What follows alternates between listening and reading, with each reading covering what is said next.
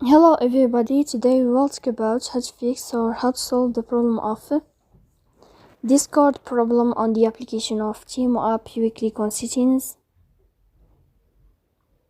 In this page you can click on apps, default apps, app settings. On above you can search about Temu app and you will enter. Then you can click on first stop and you can click OK.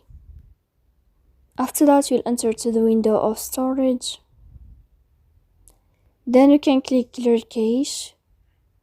Don't click clear data because that can delete your account. In the end, you can turn off your phone and you can wait a moment to turn on your phone again. So please don't forget to support us by like and subscribe.